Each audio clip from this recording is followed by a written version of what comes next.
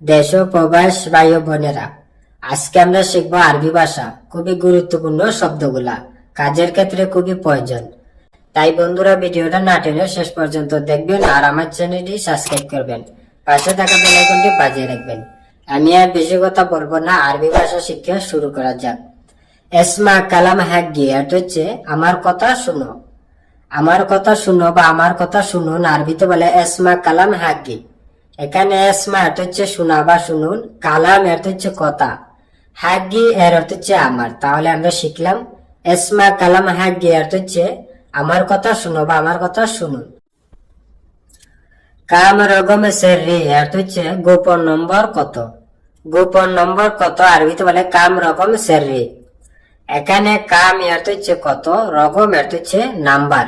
কাম রকম নম্বর কত, সেরি এর হচ্ছে গোপন। তাহলে আমরা শিখলাম কাম রকম সেরি এর হচ্ছে গোপন নম্বর কত। আত রকম সেরি এর হচ্ছে গোপন নম্বর দাও। গোপন নম্বর দাও আরবিতে বলে আত রকম সেরি। এখানে আত বা আতি এর হচ্ছে দেওয়া বা দেও বা দেন, রকম এর হচ্ছে নম্বর, সেরি এর হচ্ছে গোপন। তাহলে আমরা শিখলাম আতি রকম সেরি এর হচ্ছে গোপন নম্বর দাও বা গোপন নাম্বার দাও। সবুর অর্থ হচ্ছে ধৈর্য ধরো। ধৈর্য ধরা আরবিতে বলে সবুর। মমনু দোকান হেনা অর্থ হচ্ছে এখানে ধূমপান নিষেধ। এখানে ধূমপান নিষেধ আরবিতে বলে মমনু দোকান হেনা। এখানে মমনু অর্থ হচ্ছে নিষেধ, মমনু বা মামনু অর্থ হচ্ছে নিষেধ, দোকান অর্থ হচ্ছে সিগারেট, হেনা বা হিনা অর্থ হচ্ছে এখানে। তাহলে আমরা শিখলাম মমনু দোকান হেনা অর্থ হচ্ছে এখানে ধূমপান নিষেধ, বা আমরা এও বলতে পারি হিনা তাৎকিন মামনু। তাৎকিন অর্থ হচ্ছে ধূমপান। হাদা মাফি হাগ্গি অর্থ হচ্ছে এটা আমার না। এটা আমার না আরবিতে বলে হাদা মাফি হাগ্গি। এখানে হাদা অর্থ হচ্ছে এটা, মাফি অর্থ হচ্ছে না বানাই, হাগ্গি অর্থ হচ্ছে আমার। মাফি হাগ্গি আমার না। তাহলে আমরা শিখলাম হাদা মাফি হাগ্গি অর্থ হচ্ছে এটা আমার না। আনা মাফি শরাব দোকান অর্থ হচ্ছে আমি ধূমপান করি না। আমি ধূমপান করি না আরবিতে বলে আনা মাফি শরাব দোকান। এখানে আনা অর্থ হচ্ছে আমি, মাফি অর্থ হচ্ছে না বানাই, আনা মাফি আমি না, শরাব অর্থ হচ্ছে পান করা, দোকান অর্থ হচ্ছে সিগারেট। শরাব দোকান, সিগারেট পান করা বা ধূমপান করা, বা শরাব তাৎকিন। তাৎকিন অর্থ হচ্ছে ধূমপান। তাহলে আমরা শিখলাম আনা মাফি শরাব দোকান অর্থ হচ্ছে আমি ধূমপান পান করি না বা আমি ধূমপান করি না। আনা এসমাতু অর্থ হচ্ছে আমি শুনেছিলাম। আমি শুনেছিলাম আরবিতে বলে আনা এসমাতু। এখানে আন অর্থ হচ্ছে আমি, এসমা অর্থ হচ্ছে শোনা বা শুনুন, এসমাতু অর্থ হচ্ছে শুনেছিলাম বা শুনেছিল। তাহলে আমরা শিখলাম আনা এসমাতু অর্থ হচ্ছে আমি শুনেছিলাম। মান গুল অর্থ হচ্ছে কে বলেছে। কে বলেছে বা কে বললো আরবিতে বলে মান গুল।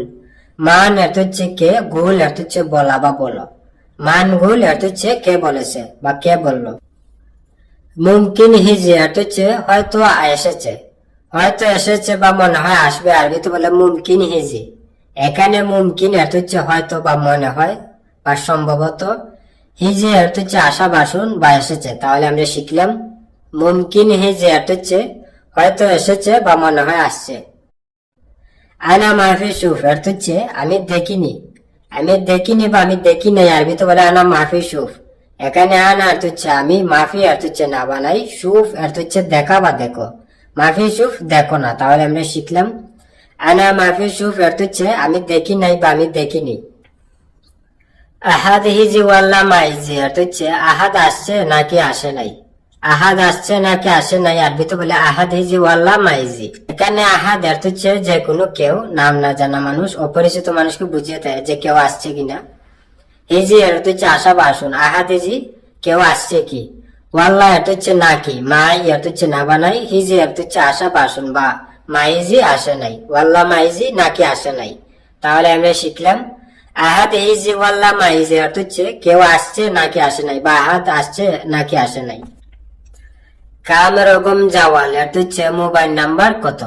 মোবাইল নাম্বার কত আরবিতে বলে কাম রকম জাওয়াল। এখানে কাম অর্থ হচ্ছে কত, রকম অর্থ হচ্ছে নাম্বার, কাম রকম কত নাম্বার, জাওয়াল অর্থ হচ্ছে মোবাইল। তাহলে আমরা শিখলাম কাম রকম জাওয়াল অর্থ হচ্ছে মোবাইল নাম্বার কত।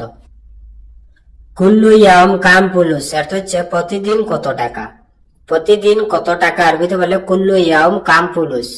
এখানে কুল্লু অর্থ হচ্ছে সব, ইয়াউম অর্থ হচ্ছে দিন। কুল্লু ইয়াউম সব দিন বা প্রতিদিন, কাম অর্থ হচ্ছে কত, ফুলুস অর্থ হচ্ছে টাকা, কাম ফুলুস কত টাকা। তাহলে আমরা শিখলাম কুল্লু ইয়াউম কাম ফুলুস অর্থ হচ্ছে প্রতিদিন কত টাকা বা সব দিন কত টাকা। আনা আবগা ইতনে নফর অর্থ হচ্ছে আমার 2 জন লোক লাগবে। আমার 2 জন লোক লাগবে আরবিতে বলে আনা আবগা ইতনে নফর। এখানে আনা অর্থ হচ্ছে আমি বা আমার, বা হাগ্গি অর্থ হচ্ছে আমার, আবগা অর্থ হচ্ছে লাগবে বা দরকার। আনা আবগা আমার দরকার বা আমার লাগবে, ইতনে অর্থ হচ্ছে 2, নফর অর্থ হচ্ছে লোক। ইতনে নফর 2 জন লোক। তাহলে আমরা শিখলাম আনা আবগা ইতনে নফর অর্থ হচ্ছে আমার 2 জন লোক লাগবে বা আমার 2 জন লোক দরকার। ইয়েস আবগা ইনতা অর্থ হচ্ছে তোমার কি লাগবে, তোমার কি লাগবে বা তোমার কি দরকার আরবিতে বলে ইয়েস আবগা ইনতা।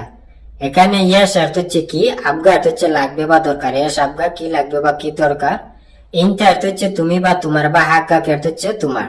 তাহলে আমরা শিখলাম ইয়েস আবগা ইনতা অর্থ হচ্ছে তোমার কি লাগবে, বা ইয়েস আবগা হাগ্গা অর্থ হচ্ছে তোমার কি দরকার। বাদ সোয়াই আনা ফাদি অর্থ হচ্ছে একটু পর আমি ফি। একটু পর আমি ফি আরবিতে বলে বাদ সোয়াই আনা ফাদি।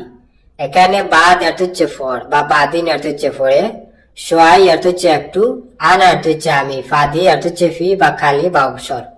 আনা ফাদি আমি ফি বা আমি অবসর। তাহলে আমরা শিখলাম বাদ সোয়াই আনা ফাদি অর্থ হচ্ছে একটু পর আমি ফি বা একটু পর আমি অবসর।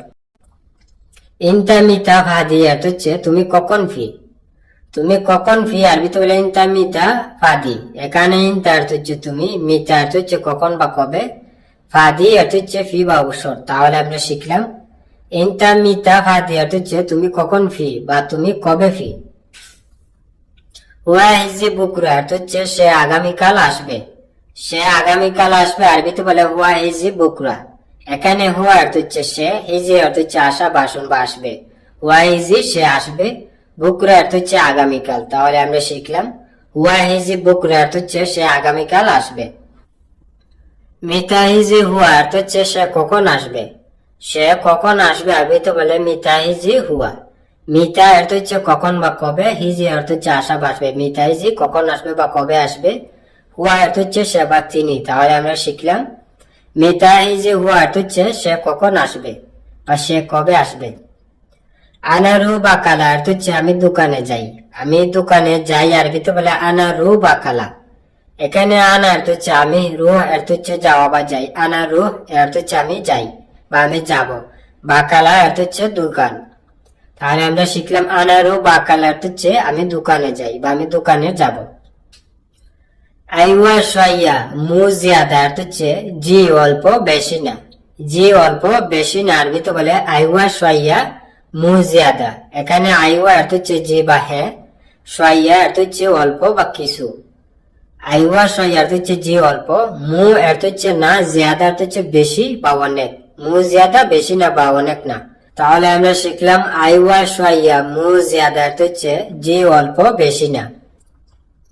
আনা মালুম অর্থ হচ্ছে আমি জানি। আমি জানি আরবিতে বলে আনা মালুম। এখানে আনা অর্থ হচ্ছে আমি, মালুম অর্থ হচ্ছে জানা বা বুঝা। তাহলে আমরা শিখলাম আনা মালুম অর্থ হচ্ছে আমি জানি বা আমি বুঝি। বা আমরা এও বলতে পারি আনা আরফ অর্থ হচ্ছে আমি জানি। আরফ অর্থ হচ্ছে জানি। আনা আরফ অর্থ হচ্ছে আমি জানি।